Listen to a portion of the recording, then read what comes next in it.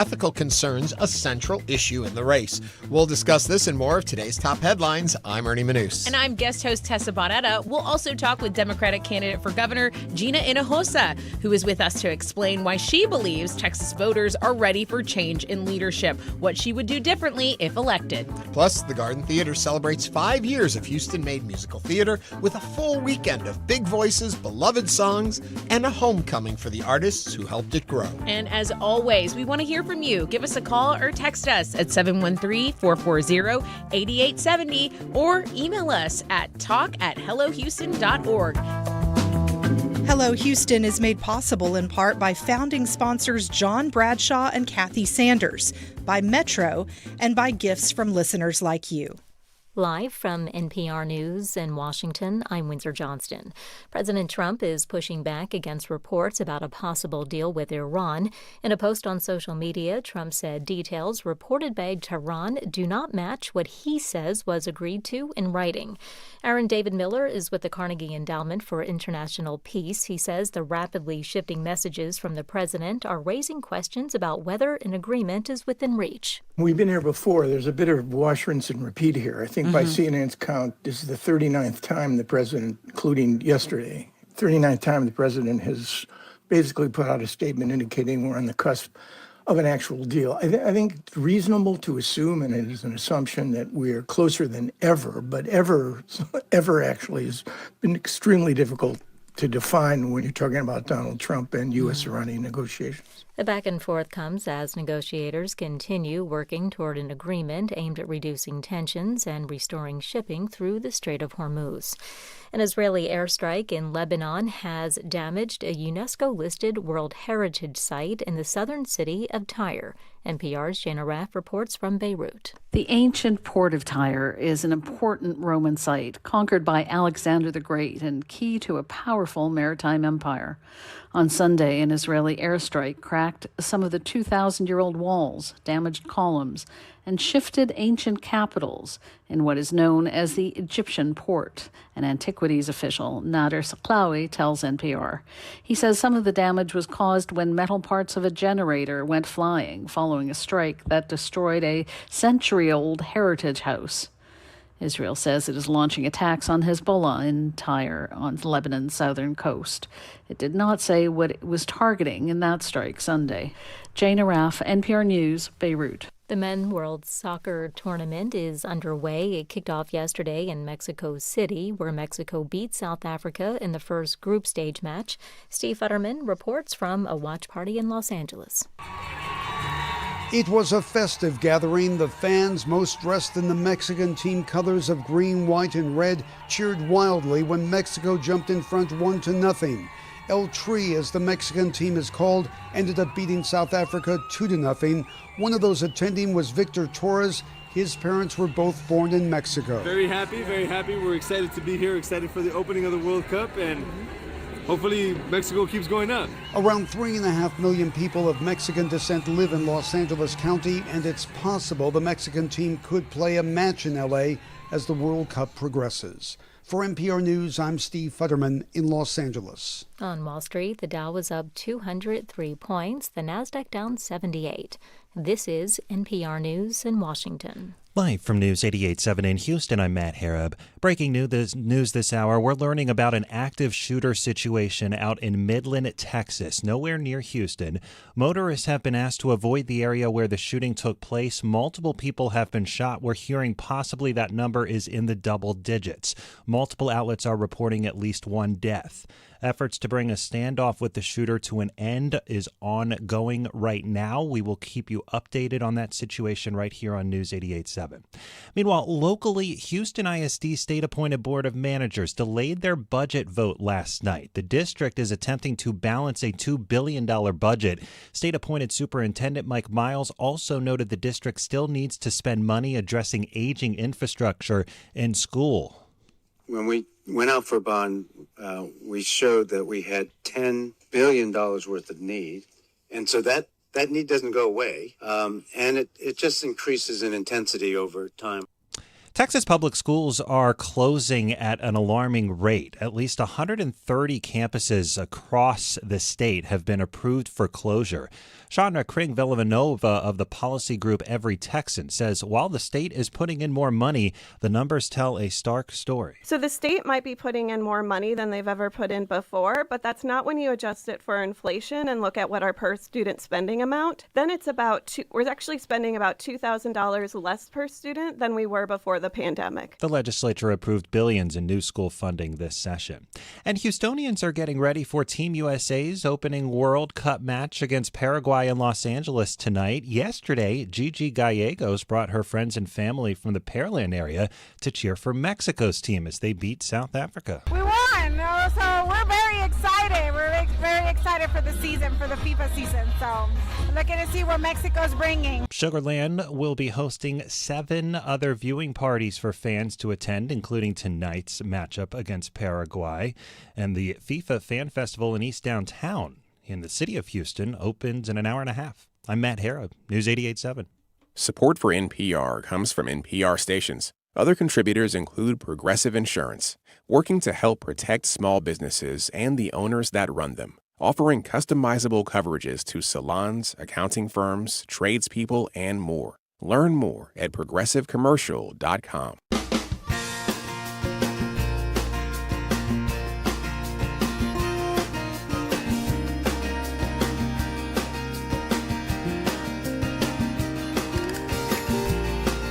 From Houston Public Media and News 88.7, it's Hello Houston, an open forum on today's biggest stories affecting Houston and beyond.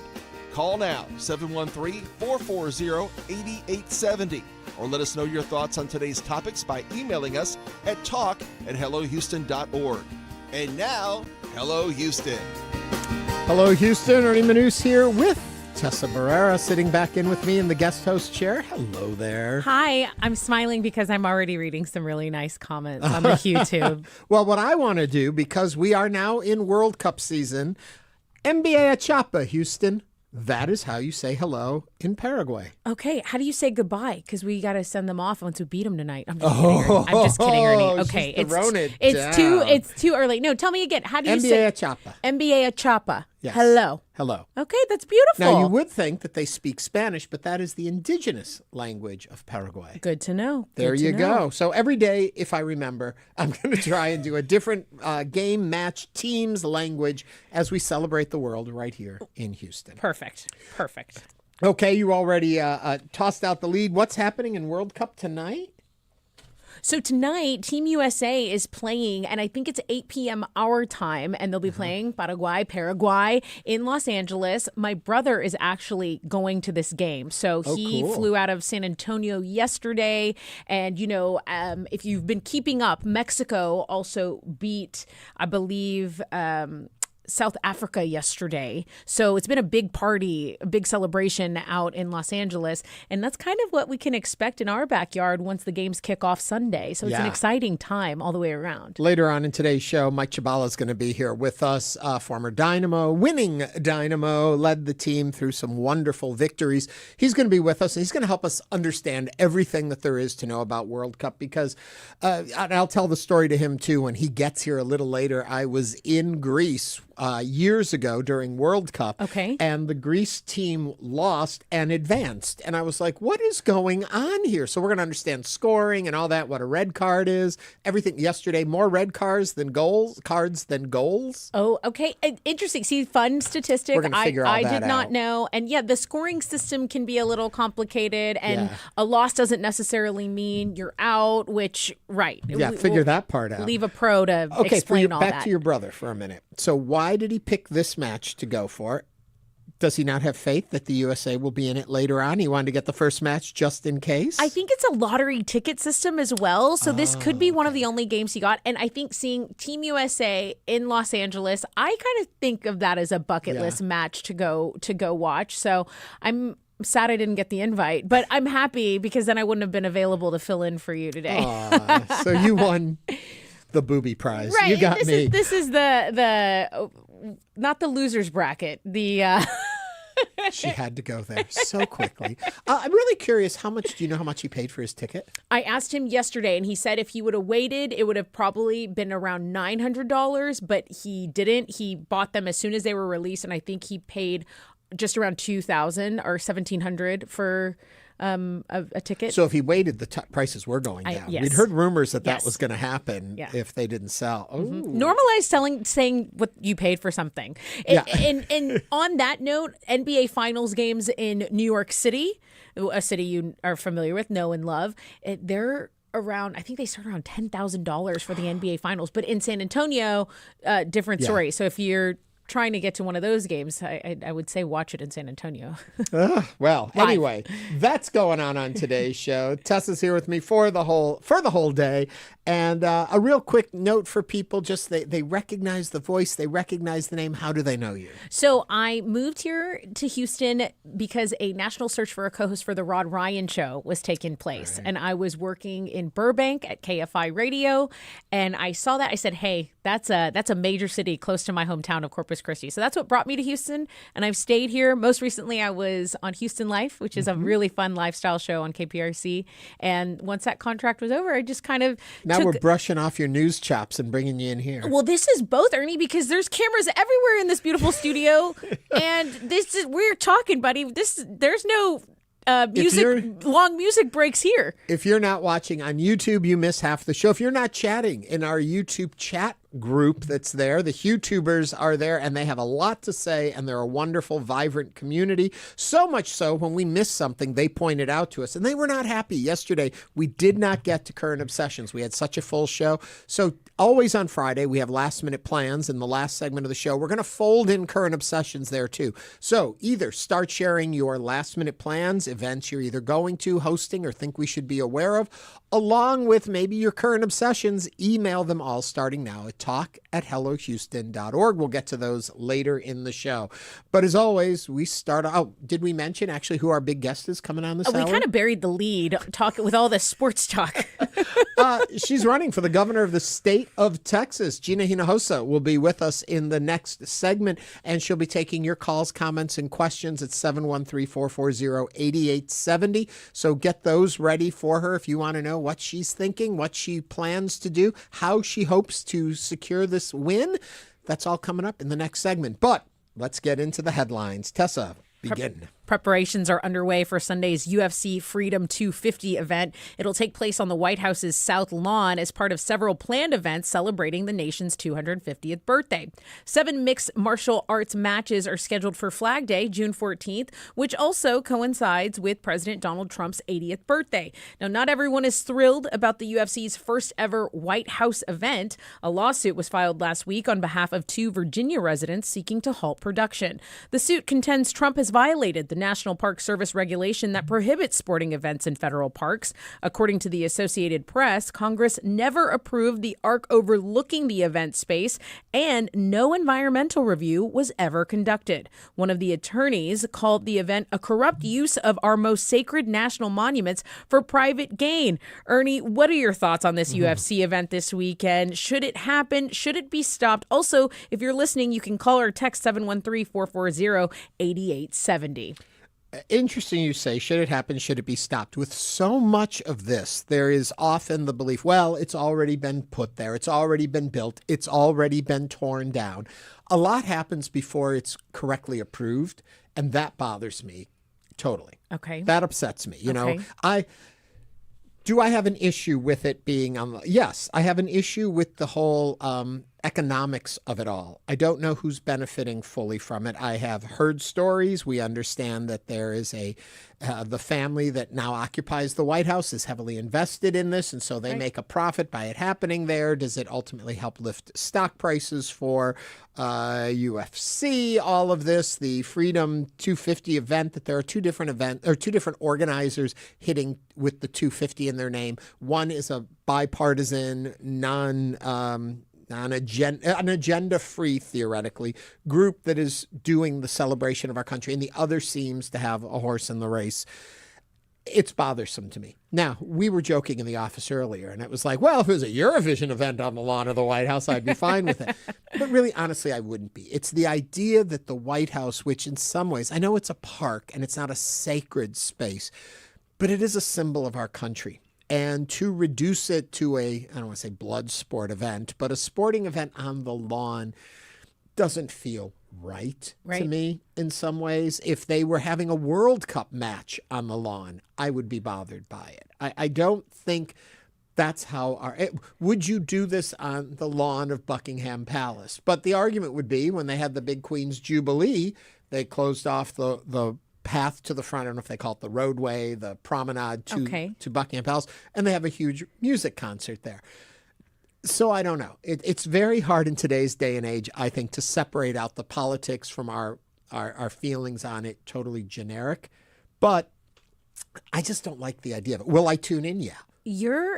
To me, holding back, bothersome is such a mild way I feel about it. What do you think, Tessa? Listen, I love sport. You heard me. I'll talk sports all day. I fought in Golden Gloves. I love a combat sport. I love UFC. I've interviewed some of these local UFC fighters here in Houston. Shout out Derek Lewis. I think this is so morally corrupt to do. I really, really do. And in that same breath, if I had a ticket, I would probably go because it's happening. No one asked. All the red tape was cleared. There were no checks and balance lists. There was nothing. It's just happening. We're being told this is happening. It's happening at one of the most iconic landmarks in our nation. No one asked what society thought. The general public didn't get a vote in it. The general public can only attend if they have paid probably, I don't even know how much tickets are. So I find it very morally corrupt. It feels like a Black Mirror episode to me. Well, we were joking. Yes, I'm looking on the TV screens and we're seeing them finalizing the arena, and it feels like a Simpsons episode. Like something you would see as a joke in a Simpsons that, they put this on the White House lawn. Like it's an empty space, we'll put something there. We have had Phoebe Tudor on the show before, and what she likes to remind people is that the White House is owned by us. It is not owned by the people who live there. It is a park. It is a national treasure. It is owned by the American people, and we allow the president to live there. It's not his house to do as he wants. And I think that's a problem I have. 713-440-8870. We have Greg on the line from Kingwood. Greg, what do you think? Hey, guys. Interesting subject. I believe that the Emperor Shithedicus has proclaimed to have the games to keep the Epstein out of the domain.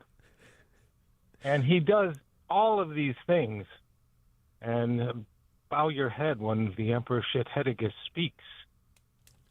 Interesting point. You know, it makes me think the gladiator matches in front of Caesar were not held at Caesar's palace. No pun intended. They were held in the arenas that were built for that. It wasn't on their property. Even in those corrupt times, we had a separation of where one lives and governs from where one goes for entertainment. Alex Garza photo on YouTube said the people's house, but the people aren't invited. It's just VIP donors and insiders watching fights on our lawn. And she says it's shameful.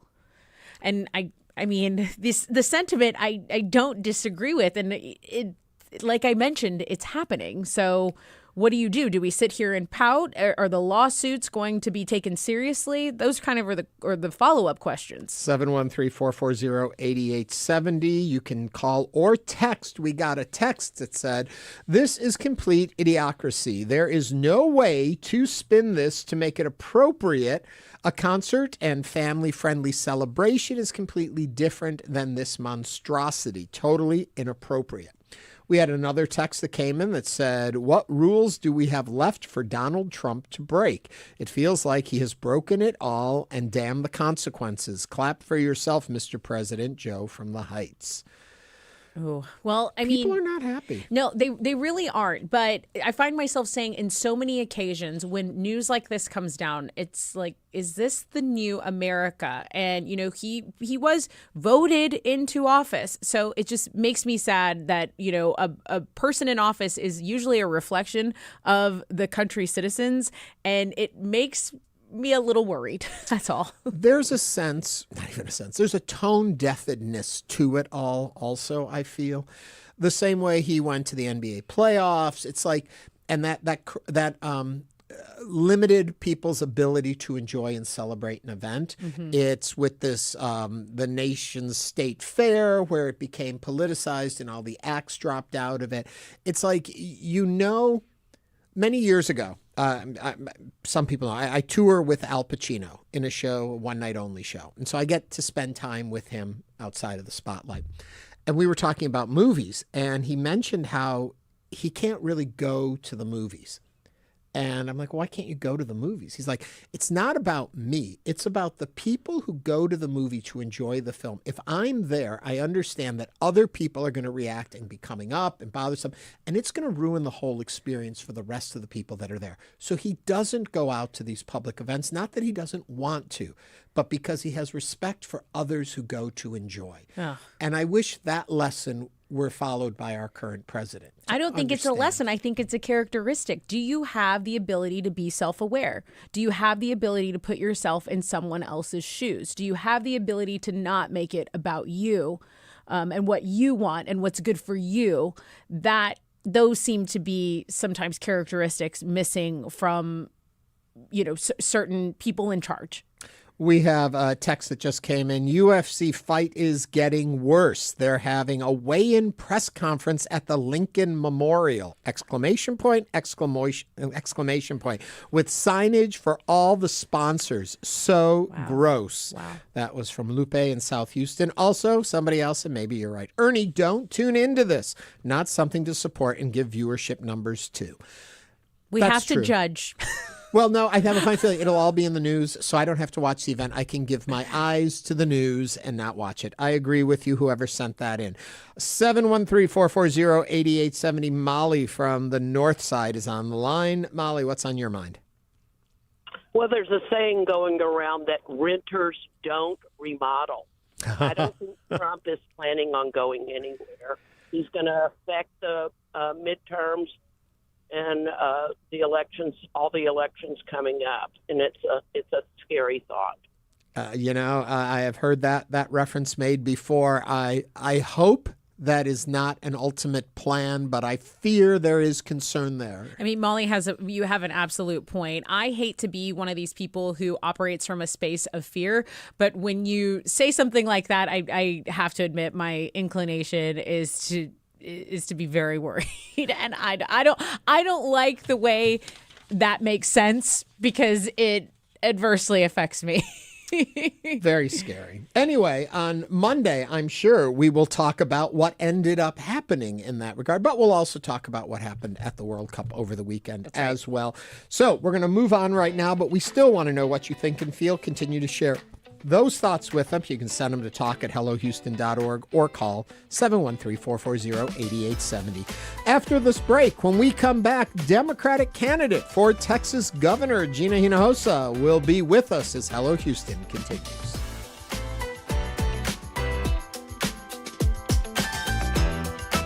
Meet Tio Choco. We just took his keys for the day and gave him a Ride Metro fare card. This is his story. Visit ridemetro.org/Choco to find out where is Choco. June 24th.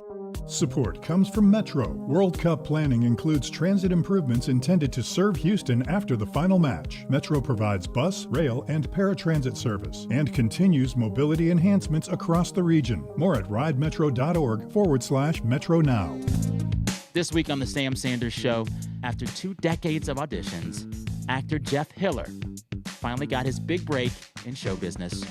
It took me so long to come out of the closet as wanting to be an actor. It was very similar to coming out as gay, where it was like, wow, I'm embarrassed about this.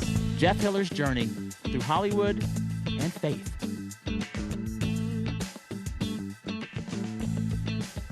You can hear that Sunday at 6 p.m. Tonight on Houston Public Media TV8, Washington Week with The Atlantic presents the one-hour special, The Next 250 Years, America's Future, exploring themes of patriotism and more. Tonight at 8 on TV8. Support for Houston Public Media comes from Coffee Trend, a coffee bar on the Brays Bayou Bike Trail and South Braeswood Boulevard, sourcing from other local businesses and supporting area K-12 schools and libraries. More at coffeetrendhtx.com. Support comes from CenterPoint Energy, installing an additional 35,000 storm-resilient poles and trimming vegetation from more than 8,000 miles of power lines, all part of their plan to build a more resilient coastal grid for the hurricane season. Support for Houston Public Media comes from the Museum of Fine Arts Houston, presenting the Juneteenth celebration at Bayou Bend. Guests are invited to a family-centered program in honor of the Juneteenth holiday, June 14th. More at mfah.org. And now back to Hello Houston. To comment on today's topics, call or text 713-440-8870 or email us at talk@hellohouston.org. And now Ernie Manous and guest host Tessa Barrera. Our first guest today is Gina Hinojosa, the Democratic candidate for governor for the great state of Texas and a member of the Texas House of Representatives. As she campaigns across the state ahead of the election this November, she's talking with voters about the challenges facing Texas and her vision for the future of our state. Please welcome Representative Hinojosa to the program. Hello there. Are you there? I do not hear her. I don't hear her yet. Hopefully she'll be joining us soon. Okay, I'm waiting for a sign. Let me try again. Representative Hinojosa, are you on the line? Okay, you know what? While we wait for that, I want to go back to what we were just talking about. We had a lot of response and folks jumping in with it. And it is concerning to see where our country is headed, which leads us perfectly into our first guest when we have her with us. And they are checking to see if her mic might be muted. Okay, well, we will be with her in a moment. We did put up a poll earlier that said, would you attend Trump's UFC Freedom 250 event given the opportunity? The question was yes or no. What do you think? Who won? Well, I don't know. Actually, I don't know. People, I'm trying to be very honest because I don't want to act holier than thou. I said if I had tickets because I am a fan of this sport, I probably would go. Do I think it is one of the most morally corrupt things that has happened in our country? Also, yes, two things can be true at once. What did our listeners and viewers say? People slow down at a car wreck, a gaper's block, to look and see it, to see the traffic wreck. Our listeners, viewers, and YouTubers, 81% said no. Okay. So the vast majority of our folks would not go. I also wonder if it's a case of would you pay to go, or if you had a free ticket, would you go? I would not pay to go. I would not. That's an absolute one. Pay All to right. go. Well, someone should actually pay me to go, and I will boots on the ground report you and tell you everything that was right and wrong about it. All right. Well, let's find out from our first guest today, Gina Hinojosa, running for governor of Texas. Representative Hinojosa, are you with us now? I am here. Can you hear me? Are. Yes, we can. Thank you. I guess we have to start with, would you go to the match at the White House or not? I got to stay in Texas and earn votes because I'm running to win in November. And so we are taking advantage of every opportunity to talk to Texans about a way forward that they can believe in. Yeah. I guess where I would start the conversation with you is that as a representative for the state over the number of years you have been serving in that position, what have you learned about the state that maybe those of us on the outside looking in don't always see, and that inspired you to go for this race? Well, I originally ran for office because my son's school was shutting down. I ran for the school board. I won. We saved schools. But and it really is that fight for public schools that took me to the Texas House. But what I see now in Texas is schools all over this state are shutting down. We pay more, we get less. Our property taxes have gone up 75% under Greg Abbott, yet schools are shutting down. Again, we pay more and we get less because we are all paying what I call the Greg Abbott corruption tax. And I have receipts. Greg Abbott's given $1 billion in no bid contracts to his donors. He wipes away our competitive bidding laws in the state of Texas every month since 2020 with an emergency executive order. And that's why we pay so much in taxes, but schools are shutting down. We have over 150 school districts in this state that are operating at 4 days a week instead of 5 because they cannot afford to operate at 5 days a week. That's how dire things are. I'm running to bring back the American dream. I have a plan, and that's why I know we can win in November. Are you worried at all that the governor's race is being overshadowed by the Senate race with Talarico versus Paxton? Or is it the flip, that the attention on that race may hopefully bring out even more voters and that it's a good time for a race like this? James Talarico is a friend and colleague of mine. We sit next to each other on the floor of the House. And in fact, we co-chaired the successful effort in 2023 to kill Greg Abbott's number one priority of his voucher scam. And I'm so glad he is running to be the next senator from Texas.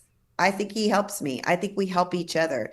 We appeal to different voters, and working together as a strong team, I think will be good for both of us. So I welcome him. Yeah. When you look at what you currently can do in the legislation, as opposed to what you can do in the governor's office, what for you is the best reason to make the shift in position? For almost 10 years in the Texas House, I have been a leader, one of the leaders on public education, and my wins have always been bipartisan. Mostly relying on rural Republicans to stand with me in support of our public schools. But what happened after we beat vouchers in 23 was Greg Abbott got mad and embarrassed. He put in $1 million against each of those Republicans who voted with us against vouchers. And in those rural communities, they weren't used to that. They were caught flat-footed. They got beat. Then he had the votes to pass vouchers. Since then, it's very hard to do bipartisan work on education, on anything, really. It is Greg Abbott's way, or he uses his war chest against even Republican members. This is unprecedented. We never had a sitting governor do this. And so I've decided I've done my best work in the Texas House that I can do. We need a governor who believes in our schools, who believes in the working people of Texas, and that's why I'm running to be governor. We are speaking with Gina Hinojosa, the Democratic candidate for governor of Texas. If you would like to join the conversation, please call or text us 713-440-8870. Representative Hinojosa, you are asking Texas voters to choose a different direction for this state that is just notoriously red. How do you see your leadership when you step in? How can you immediately make a difference? Well, again, I've been talking about public schools. Day one, I will fire the education commissioner, Mike Morath, and appoint an educator to be our Texas Education Agency commissioner. Our kids deserve that much. I will also call on the legislature to send me a bill to redo our accountability system and pause our state A through F accountability system. What we know is that it is rigged. It relies on a deeply flawed STAR test that is actually created by the state, with pushback from the governor against getting an objective outside evaluator of our kids' performance. And so we welcome accountability, but we need true accountability. And so I'd begin there with public schools. But as governor, the governor has tremendous power, tremendous veto power, line item veto power for the budget. And so a real seat at the table. And everybody who knows my record knows I'm scrappy with the leverage I have. I will use every bit of it to deliver wins for working families. I mean, we know here in Houston how major of an issue education has been. But, as someone who has lived out of state and then come back, Texas used to feel like a place where I could come and breathe, where, living cost of housing and groceries, those things weren't breathing down my neck. And it felt safer here. I feel that has changed for many Texans. I feel like many Texans are feeling financial pressure, whether it be from healthcare to, like I said, gas, groceries. How are we going to make life more livable, more affordable, easier for Texans? What you described, I hear from Texans all over this state. I feel it too. Growing up, I understood in and believed in the American dream. That was the promise that if you put in the work, if you work hard, if you had a full-time job, you could afford to own your own home, pay your bills, afford to have kids. I can't tell you how many young people tell me they don't think they can afford to have kids ever. You could afford to take a vacation once in a while, to retire with dignity. That American dream is out of reach for so many working Texans. So I have a plan. It starts with saving Texas schools because our public schools are the gateway to the American dream. They provide the opportunity. Public schools tell every Texas child you can be anything you want to be if you put in the work. So I would wipe clean Governor Abbott's corrupt vendor contracts and use that money to pay our teachers to be amongst the highest paid in the nation. I would also hold down our utility costs, our electricity bills, our water bills by making the corporations pay their fair share. And yes, including the data centers that are popping up all over this state that will make it more expensive to pay our electricity bills in the future. And finally, I will ensure every Texas child has quality health care, and that for those of us who have health insurance, that we get access to the doctors we need and to the medication we need, because more and more we pay more for our health insurance and we don't get access to the health care we need. I was talking to a young mom who has been paying into her insurance for years, and that same company just denied her last 6 chemo treatments. These are bad faith denials. They are happening more and more in this state. It is because we need to stand up to the health insurance companies and require that they provide the coverage they're supposed to. We're not asking for handouts. We're just asking for what we've already paid for and what we've already worked for. You mentioned data centers a moment ago, and Governor Abbott has directed state energy officials to take up data center regulations this week. Where do you align with the governor, and where do you fall in a different direction than what he is looking for? The governor has no credibility on data centers. Because of the governor, we are all footing the bill for the building of these data centers all over this state. They get the richest tax incentives of any state in America. That's why they are all coming here. He had a press conference at the end of last year to say we will have more data centers and have the largest data center footprint in the world. Greg Abbott is very cozy with global corporate interests, and it is only now, after I have been campaigning across this state since last year, telling people this is the problem, that he has changed his tune. I don't believe him. We can't rely on, and really most people don't, we can't rely on the arsonist to put out the fire. And we need a governor who will do the bidding of the working people of Texas, and this is not that. We're speaking with the Democratic candidate for governor of Texas, Gina Hinojosa. We have a text from Joseph in the Heights, Representative Hinojosa. He says, it's been observed that we don't openly accept women to lead a large community. How will you approach this challenge as you run for this big position as the governor of Texas? I have a different take on that. We have had a woman governor of Texas before, actually, a very strong governor who had a big personality and had a lot of support in the state and was recognized across this country. So what we are seeing is women are being elected all over this state in all sorts of positions of authority. And I believe that, look, people just want a leader who is strong, who will use that strength to work for them, to provide more economic opportunity for working people of Texas and their families. You've spoken about going across the state, talking with voters. I'm curious, when you meet with these folks, what has surprised you in the things they've asked about? We know you talk about the economy and education a lot on the stump, but has there been issues brought up that opened your eyes to something you may not have been aware of? I didn't realize that utilities and the cost of our electricity bills had skyrocketed so much across this whole state since 2021. It is one of the big economic pressures on Texans. And what has happened is in 2021, after Winter Storm Uri, remember the gas companies withheld the gas that the grid needed until the price was so high they could make record profits, billions in hours. Greg Abbott let them get away with it, decided we would all foot the bill. We all now pay over $40 more a month on our electricity bills. That's why we have more people than any other state who are disconnected from their electricity because they can't afford to pay it. And Greg Abbott received a $1 million check from one of those gas company CEOs who benefited so richly off of this price gouging. That is the Greg Abbott corruption tax.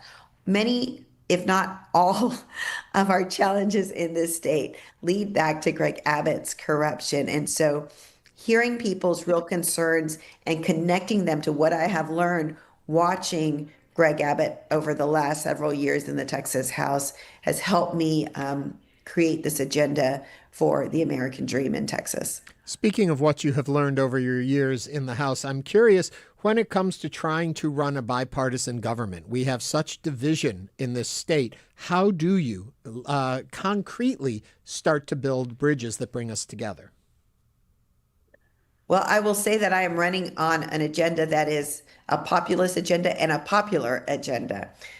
Saving Texas schools by paying teachers their worth after scrapping clean, corrupt contracts, holding down utility companies by making corporations pay their fair share, ensuring every Texas child has health care, and reining in the health insurance companies. I challenge Greg Abbott or any Republican to be against those things.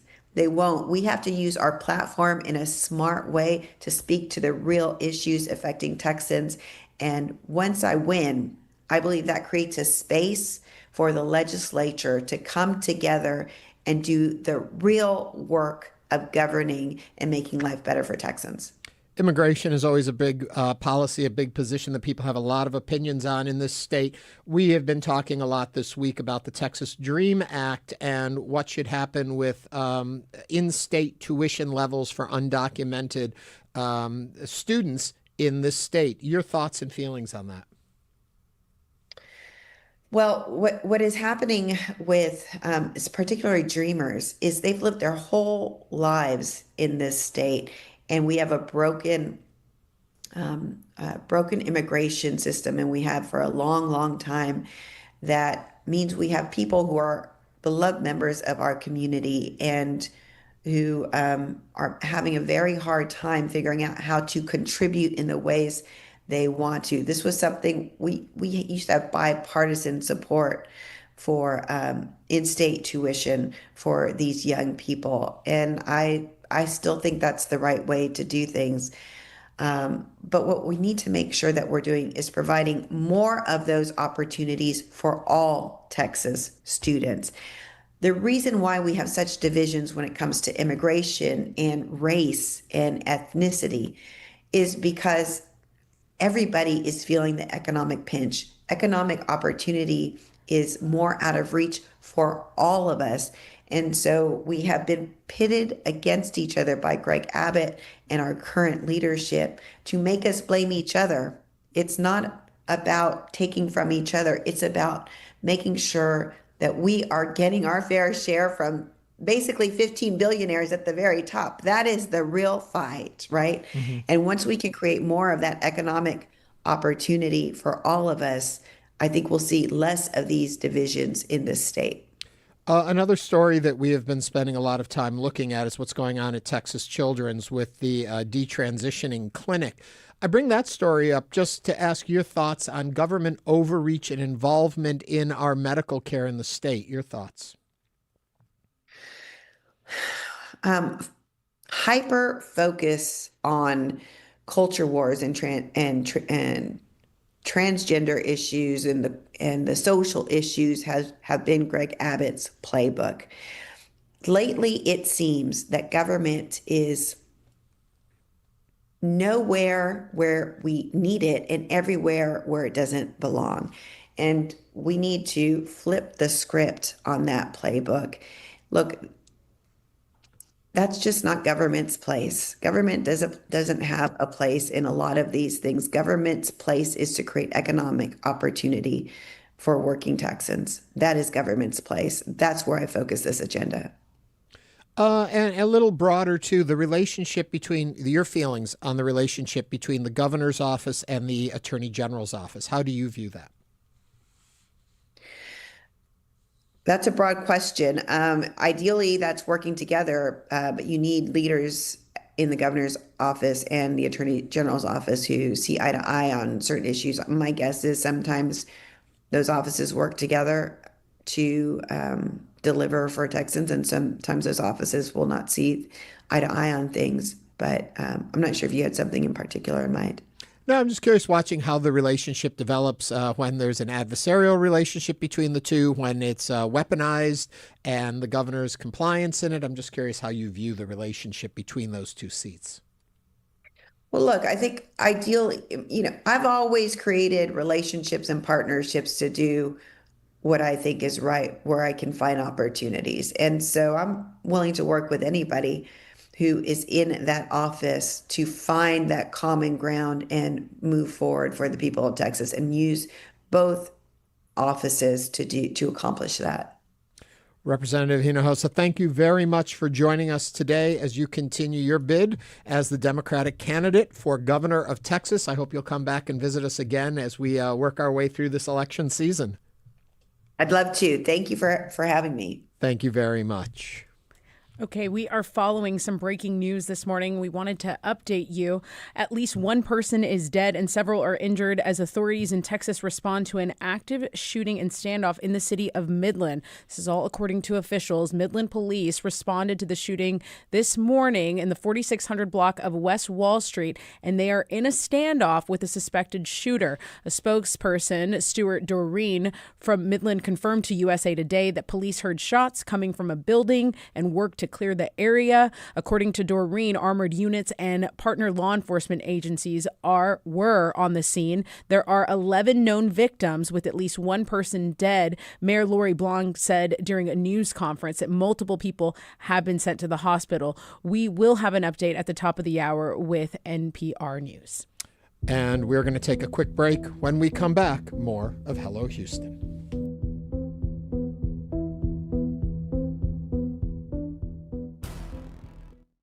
Hello, I'm Nikki Beatty. Meet Damola, songwriter, world-class violinist, and award-winning multi-genre artist. We just took his keys for the day and gave him a Ride Metro fare card. Visit ridemetro.org/Damola to learn more about his ride. And my conversation with French Moroccan writer Leila Slimani. That's all in the Arts Hour from the BBC.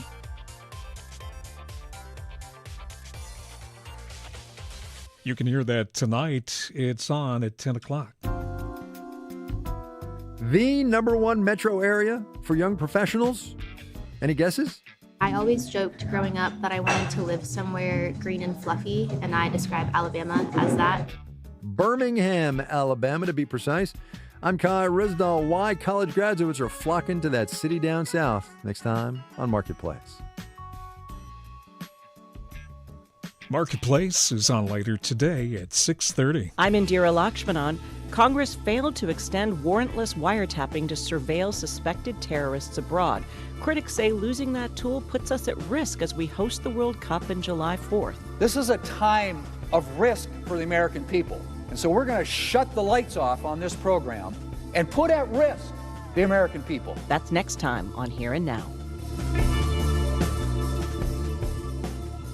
You can hear that Monday through Thursday at 1 p.m. Listening to the news can feel like a journey, and 1A is the place for daily conversation that guides you beyond the headlines. We bring together thoughtful guests and listeners from every state to help us take the pulse of America. I'm Jen White. We'll get to the heart of the story together on 1A.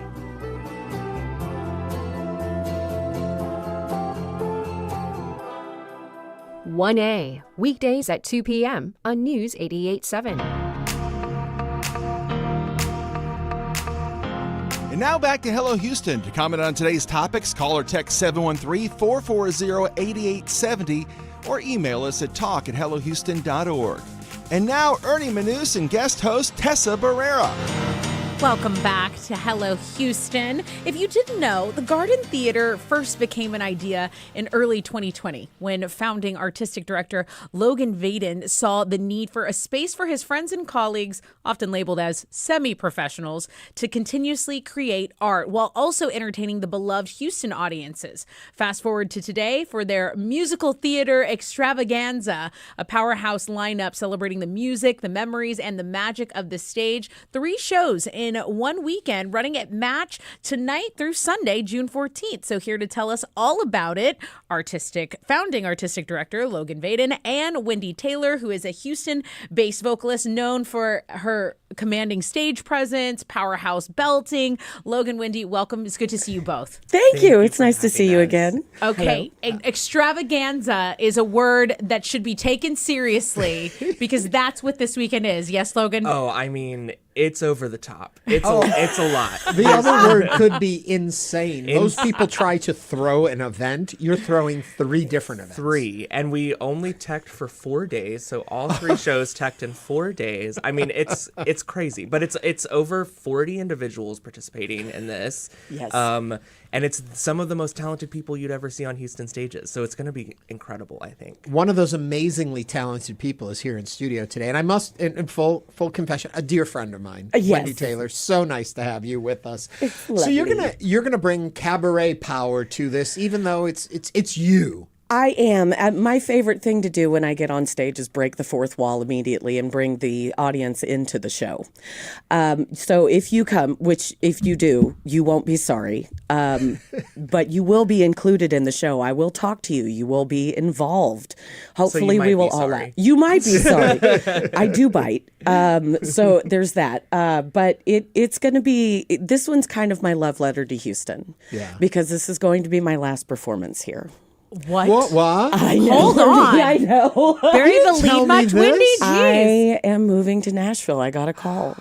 Well, and that's what I happens. did know that was in the works. Now that you say it, I didn't know we're here. Yes, we're here. Oh, so it's a farewell performance. It is a farewell from you too. performance, and it's going to be very difficult for me to get through the last 2 songs, I think. I feel like matches this, the Garden Theater, this is like a hometown court.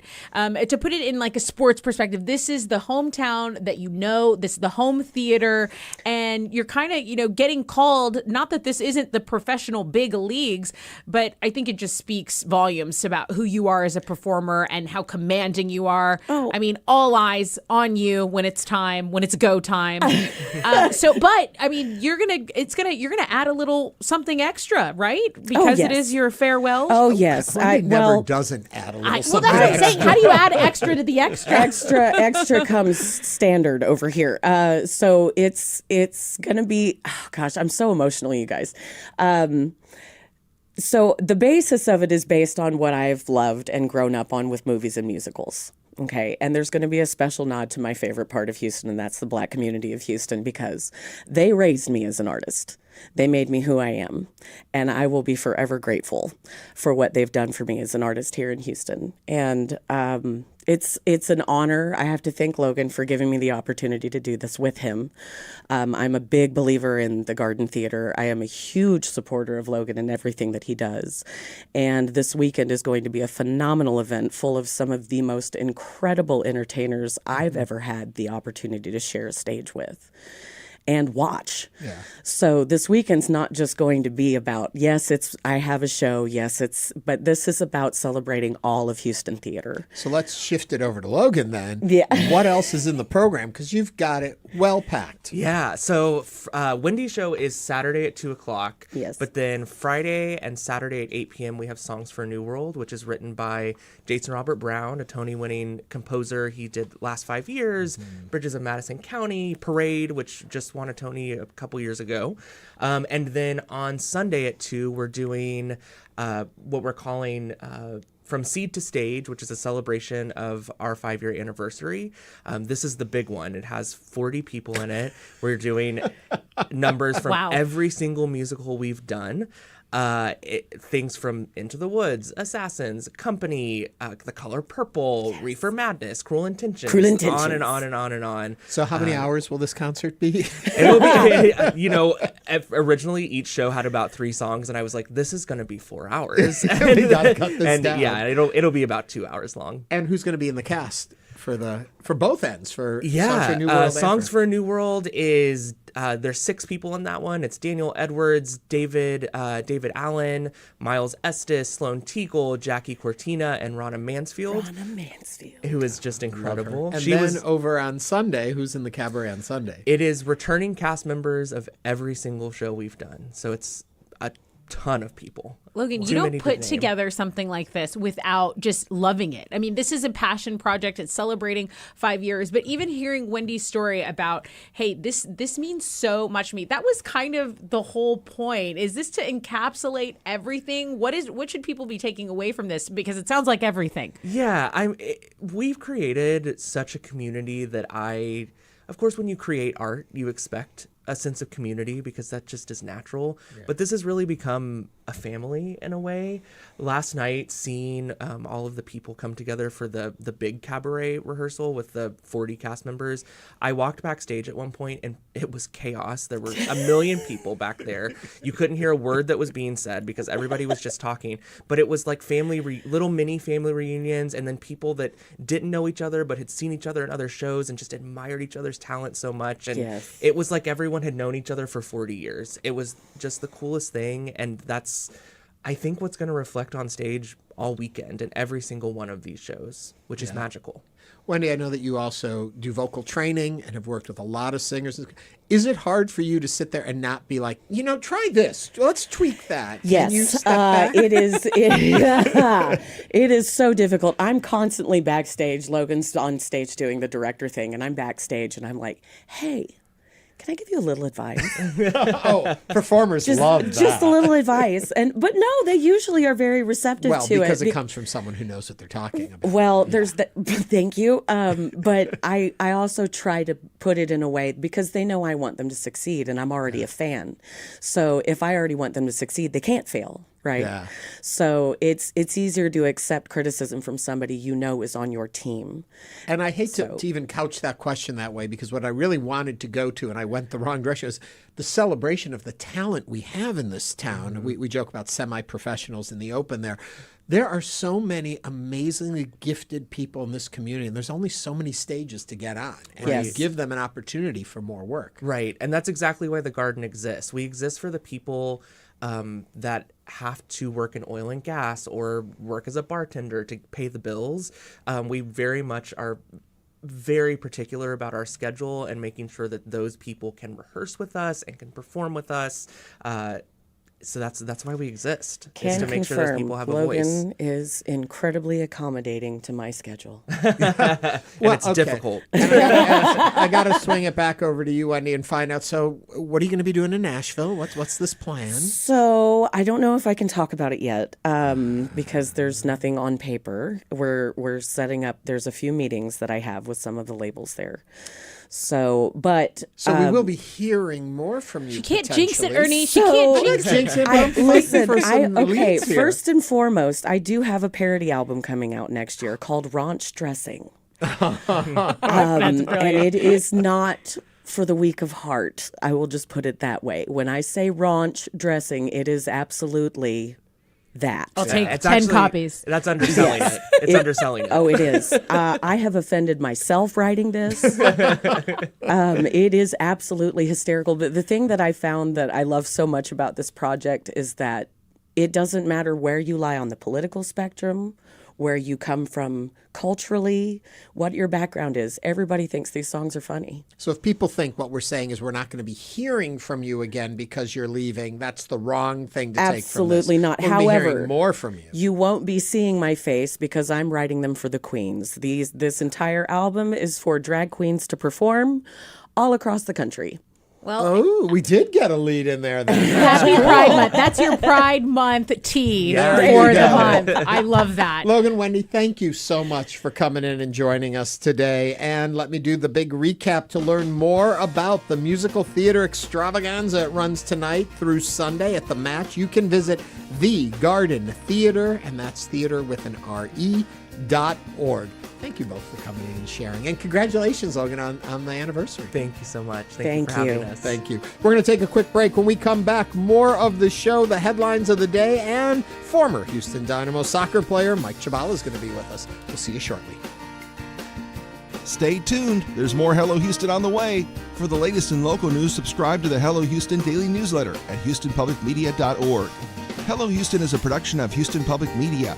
The opinions expressed by the guests of this program are solely their own and do not represent the views of management, staff, or underwriters of Houston Public Media. This is News 88.7.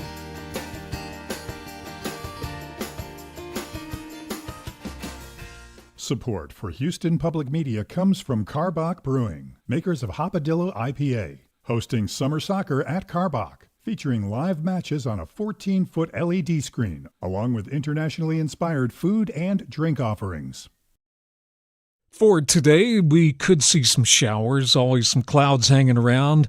About a 20% chance of rain, a high today 91. Currently, we have partly cloudy skies, and it's 88. Your NPR station, KUHF Houston News 88.7, a service of the University of Houston.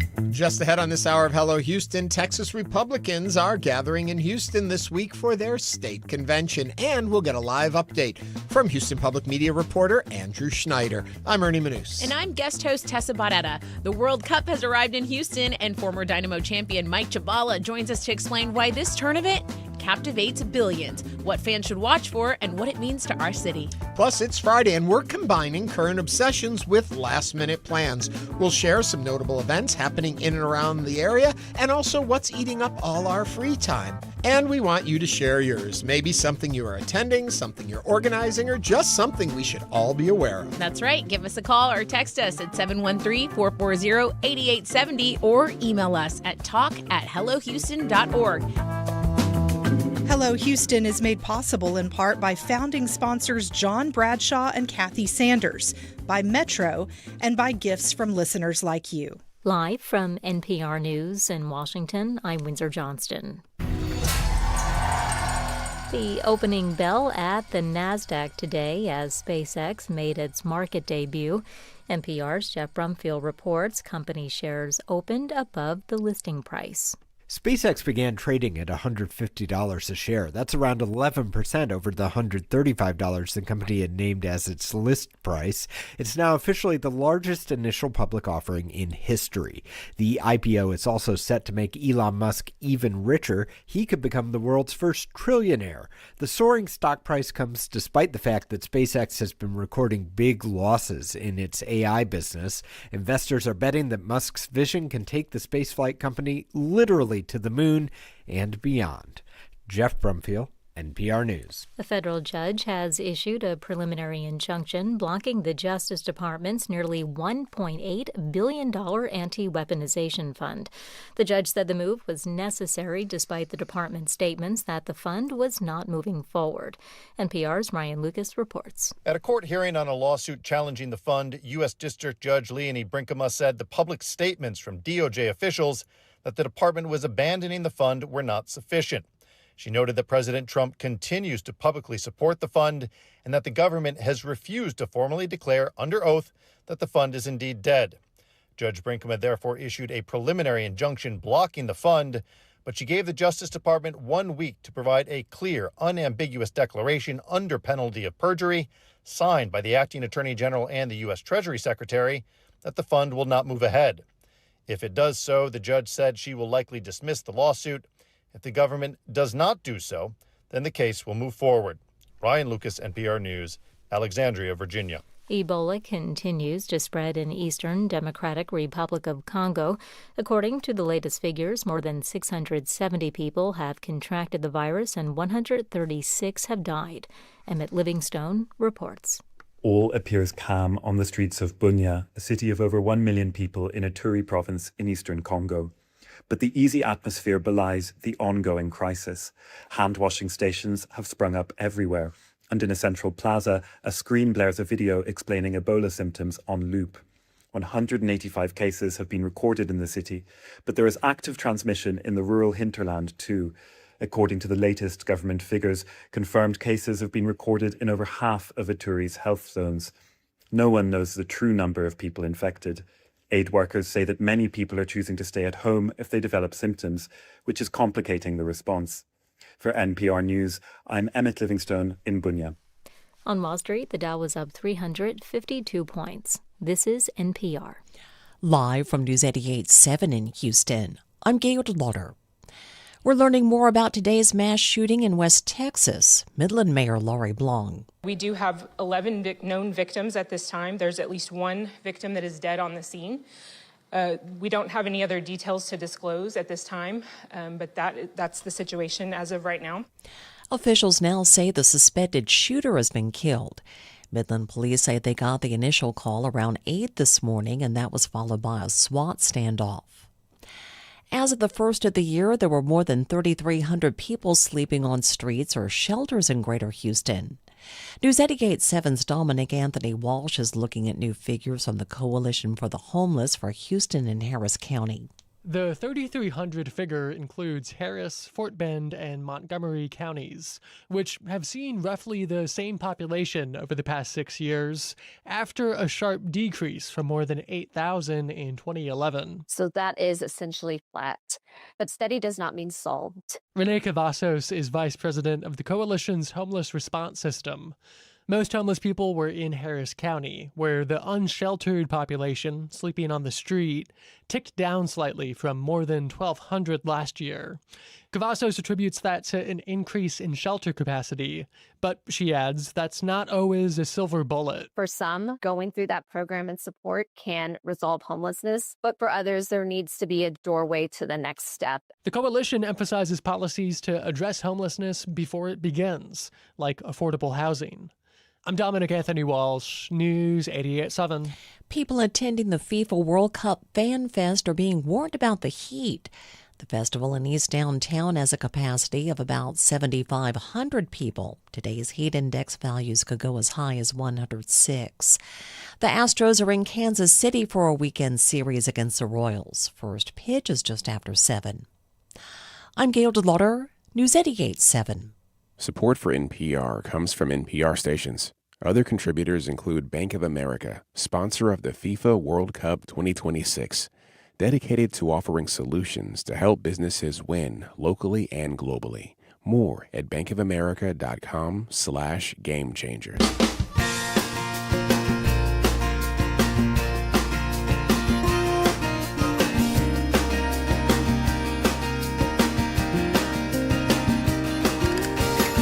Live from Houston Public Media and News 88.7, it's Hello Houston, an open forum on today's biggest stories affecting Houston and beyond. Call now, 713-440-8870, or let us know your thoughts on today's topics by emailing us at talk@hellohouston.org. And now, Hello Houston with Ernie Manous. Hello, Houston, and with me in the guest host chair today is, once again, Tessa Barrera. Hi, Ernie. Good to see you. It's good to be seen. And you can see us all the time over on YouTube. Just look for Hello Houston. We stream live every day and have a very active group of folks who are watching along with us and chatting. And I often say, there's a whole other conversation going on in the chat over there. Our YouTubers, they're a wonderful group and they love to join us with that. Also, we're in World Cup fever right now. That's a lot of that is going on. FIFA has taken over this hemisphere, it seems. And coming up, we're going to talk with Mike Chabala, famed soccer star with the Houston Dynamo. He's going to help us understand all the ins and outs of the game. A true professional in every sense of the word, so he'll get us on track. He'll give us our primer. He also started an organization called Sphere, and he's going to be talking a little bit about that too, and about how sports bring people together and how we can utilize that to help build relationships and understanding. Yeah, it's a good cause. It is. Also, there's a lot going on in town. The Republicans are all here. You know how we're going to find out more about this? Tessa's going to take us into the headlines. That's right. You're not wrong, Ernie. Texas Republicans are gathering in Houston this week for their state convention. Party leaders are shifting their focus from primary battles to November's general election. The 3-day event at the George R. Brown Convention Center will bring together top Republican office holders, candidates, delegates, and activists from across Texas. Now, luckily, we are being joined live from the convention. Houston Public Media reporter Andrew Snyder, boots on the ground there. Welcome. Well, hello, actually. I've never met Andrew personally, and I've also not followed party conventions closely. Andrew, what's happening over these next 3 days? Right. So today, actually, the big day of the convention, we're having a series of speeches across the day today. So far this morning, we had speeches from a number of candidates who are moving up in the ranks or looking to move up in the ranks. We had Beau French, who is the candidate nominee for Texas Railroad Commissioner. He upset the existing chair of the Texas Railroad Commission, Jim Wright. We also had State Senator Mays Middleton, who is the Republican nominee for Texas Attorney General. Right now, a lot of the delegates are streaming out of the hall. It looks like they finished with the morning speeches. The big speakers are coming this afternoon. We're going to be having Governor Abbott. We're going to be having Lieutenant Governor Patrick. And we're also going to be having Attorney General Ken Paxton, who is, of course, the party's Senate nominee. He upset John Cornyn, the four-term incumbent senior senator from Texas during the primary runoff election late last month. Andrew, help folks understand why they have a convention like this. Is it to share game plans? Is it just to motivate the base? What is the purpose behind it ultimately? No, a lot of it is actually to shape the party's policies, its platforms, and its legislative goals for the next legislative session. Part of the reason that the speeches got off to a late start this morning was because the party's caucuses, which are built around the state Senate districts, were running late. They had to get as many of them as possible finished so that people could be on the floor to attend the speeches. I spent some time yesterday speaking with people at the legislative priorities committee. Basically, they set the top 15 priorities that the Republican Party is looking to get passed into legislation next year. And another facet of it is to try and unify the party around the slate of candidates, because, of course, we had a fairly divisive set of primaries this year. Do you know if Cornyn's going to be there? He is not among the listed speakers. No, primarily it's people who are on the ballot, and since he is not going to be on the ballot this fall, either he was not invited or he declined to come. It's not entirely clear. I just got to look at the list of speakers shortly before the action started this morning, and his name was not on it. You mentioned the priorities, and I'm curious, going back to that, were there any surprises, or could we all assume what their priorities would be from the work we've already seen done? Well, a lot of it is, not terribly surprising. The party has signaled throughout the primary season and before the primary season, dating back to the end of the last legislative session, border security is a top priority. Trying to improve the state's water and electrical infrastructure is a top priority. There's continued attention towards trying to further restrict abortion in this state, even though it's effectively illegal throughout the state now. There's been a heavy focus, as we've seen throughout the primary contests, on cracking down on a perceived spread of Islamic religious law in the state. And as we reported on yesterday, a top priority, actually number 15 on the top legislative priorities list, trying to provide some sort of greater regulation of AI data centers, because there's a lot of concern, particularly among rural delegates, that these centers are going up in their districts. They're having very little, if any, say in terms of where they're placed and how they're placed and the electricity that they use, the water they use. And a lot of people are concerned that the burden is going to fall on the taxpayers. Andrew, if you can just clarify for me, when you talk about these priorities, are those the same things as when we say the planks in the platform, or is that something different?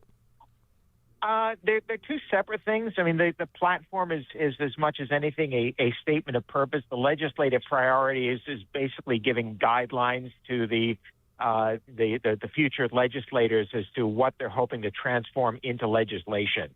So there is some overlap, but they're not necessarily identical. We're on the phone now with Houston Public Media reporter Andrew Schneider. He is joining us live from the Republican State Convention.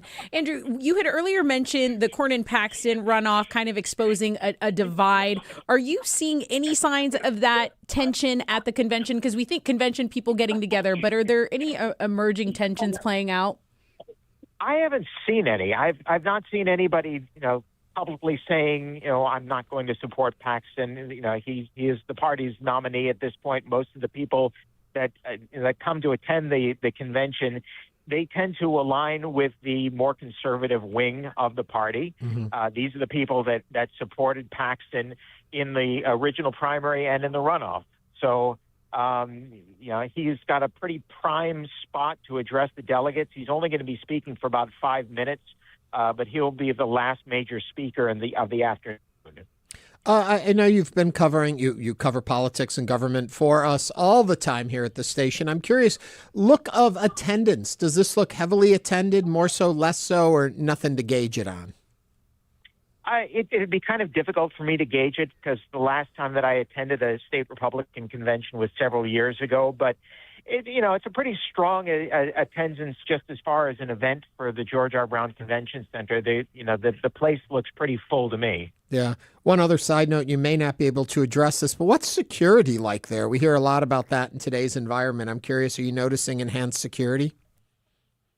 There are sheriff's deputies around, but one of the things that I noticed fairly early on is the press room itself is not terribly secure. So I've been trying to just carry my equipment around with me. Yeah. There's no security system to check into the hall. Basically they've got the sheriff's deputies and the sergeant at arms. They're checking people's identification. Everybody's supposed to have credentials, and if you don't have credentials on you, they won't let you pass. Andrew, thank you very much. As always, I know you'll continue to cover the convention for Houston Public Media as our politics and government reporter. Thank you, Andrew, for joining us today. You're welcome. You can see Andrew's continual coverage either by listening to us right here on News 88.7 or going to HoustonPublicMedia.org and following it on our website. Fascinating. The conventions are always an interesting thing. Now, this being a state convention, a little different than what you expect in nominating conventions when it's presidential, when it becomes a big rally. Here, they're actually trying to get some real work done for us. It just seems like there's so much going on in downtown Houston, in that area of Houston right now. And I know we have FIFA coming up in the next hour, but I think it's just interesting timing. I am surprised that they had it here with World Cup here also, and both within a few feet of each other, basically. And it seems like it's going to be a lot of traffic and a lot with fanfare and all of that going on. It's kind of a crazy time in downtown Houston. Are Republicans really big soccer fans? We don't know the statistics on that. We don't have that in front of us. Well, we are going to move on to another story of the day. It kind of plays into this, too. It's a new super PAC is launching to support Democratic Senate nominee James Talarico with plans to make Republican Ken Paxton's legal and ethical controversies the central issue of the race. According to fundraising material, the group called Moment of Truth PAC hopes to spend $62 million on advertising, polling, and research through Election Day. The strategy is aimed at appealing to moderate independent voters while framing the campaign around affordability, character, and corruption. The effort underscores the national attention on the Texas Senate race, which is expected to be One of the most closely watched contests of the year, not to mention one of the most expensive. So what are your thoughts on this PAC? Do you agree with the strategy, or will it backfire? Okay, well, you can call or text 713-440-8870. Maybe break this one down for me to see if I'm understanding. So this is a PAC that's organized to deflect any, character assassination, to make sure that, to not spread misinformation about Talarico. Is that how I'm understanding it, Ernie? That's one way to look at it. I think it's being couched as the opposite direction. It is being done to draw attention toward Ken Paxton's legal and ethical issues. And so by being a separate PAC launched to do this, it functions independently of James Talarico and his campaign, theoretically, so I think they can take the gloves off more and go after it. It's not to say it's not happening on the other side. I've seen some ads already that are AI generated that show Talarico dressed in what looks very much like a Pennsylvania Dutch woman kind of outfit, an Amish kind of look, and talking about gender reassignment and all the things that they are hanging on him already. So I think it's their way to counter all of that. Oh, wow. And it's $62 million. Yeah. Okay. Which you think may be a lot, but considering what they're expected to spend on this race, I've heard in the hundreds of millions of dollars, it's going to be crazy to see it. You know, we've heard that Ken Paxton has some legal and ethical scandals in his past that I assume the Republicans will try to step away from or bury or move focus off of, and I guess this is by keeping the James Talarico brand of unity, warmth, and wholesomeness. It's harder to get. Now, he has been, I don't want to say outspoken, publicly speaks on these issues in a very fact-based way. Right. But I think by having this type of a PAC, then it frees Talarico from soiling himself in the dirt of it all, but letting someone tear at the competition. It's just so interesting, the way politics, the evolution of politics, and, these dollars that maybe used to be spent in signage and flyers, the things that you have to invest in now to kind of counterattack. Yeah, your opponent, the gloves will come off. And it also takes me to the bigger question that we always hear about, and I'm very curious for our listeners, for you at home or you at work, to share on this at 713-440-8870. Do you find negative ads effective? And I say that because every go-around, they all talk about negative ads. We've gotten too negative. People don't want to see negative ads. Tell me what you're going to do. Don't just and so. But I can't help but think those grab attention. We can go through a litany of negative ads over the last 20 years or 30 years of campaigning, and you remember those moments more so than any positive things about them, about the candidates. And I'm wondering, do you find them effective? When you see a negative, and in today's day and age, I've got too many thoughts going on at once. I keep cutting myself off. There are so much technology and AI and auto-generated images and videos and bots that are feeding things that it's really hard to know the source of anything you're seeing and the validity of anything you're seeing. How do you read ads anymore? How do you process what you're seeing? Do you take it at face value? If you see an ad, do you actually do the next step of investigating what it says, or do you just assume? Does it matter if the candidate comes up at the end and says, I'm so-and-so and I endorse this ad? How do you look at it? I think it's just such an interesting time where before it was like, I'll believe it when I see it. Well, now you can't even trust some of the things you see with your own eyes. And that can be used in a scandalous way to attack someone who is running for office. It does seem to be one of these things that is it's scary. It's new age. It's okay, if you don't have anything nice to say, don't say it. But we are humans, and human nature is to hold on to that scandalous headline. I mean, TMZ has been in business for a reason. There's a reason, yeah. People are drawn to these spectacular stories, even if they're at the cost of someone's integrity, someone's character, and it's unfortunate. Over in our YouTube chat, my British computer guy says, negative ads to me reinforce how abysmal and low a candidate will go to disparage their opponent. They won't get my vote.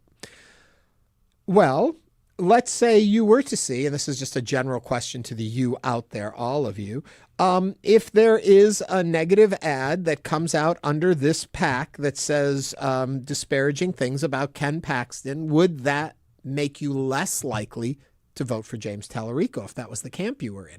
I don't know that I necessarily believe. I think people watch that, they pay attention to it, and they listen to it. 713-440-8870 on the line. It's Colby from Katy. Colby, what's on your mind today? Hey, Ernie. I was calling regarding this Super PAC discussion. And, considering the overwhelming arsenal that the GOP has here in Texas, I welcome any support to help Democrats. So I'm cautiously optimistic. I have experienced firsthand just how wasteful some of these super PACs can be sometimes when you try to spend millions of dollars in a very short period of time. There's often not the time taken to measure accountability and accuracy of what's happening, but still, I'll take what I can get. Colby, let me ask you this question. We had a comment come in from Midtown Mars on our YouTube chat. Says there's a difference from negative ads with lies and ads that tell the horrible truth about the candidate. How do you, from your point of view, Colby, how do you gauge what is what? Well, that's a good question. And I know, at least on social media, I do see a lot of unverified claims flying around. Like, for example, they have tried to say that James Talarico is a vegan. And, he was very quick to come back and say, I've been eating meat since before Ken Paxton's first indictment. Mm-hmm. I think negative, it's like it used to be like when they go low, we go high. And I feel like that approach isn't really working so well anymore. And at the same time, people watching these ads need to understand that super PACs are not allowed to work directly with the candidates. So whatever messaging they have might not have James Talarico's stamp of approval on it. Right. Colby, thank you for calling and sharing with us. We're always interested in what folks have to say and what they think. It's 713-440-8870. Let's go to MJ from the Heights. MJ, what's on your mind? I just think when we're discussing super PACs, and especially when we're discussing negative ads, I think it's pretty important to also discuss like the track record that those negative ads are going to shine a light on. Mm-hmm.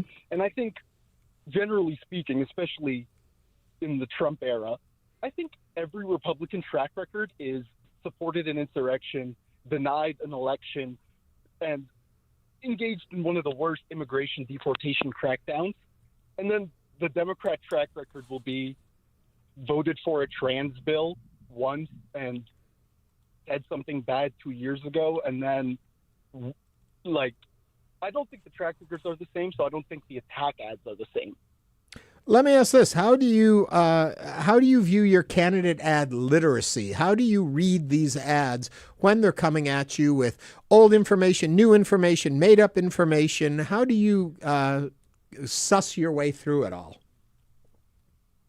I mean, research. Mm-hmm.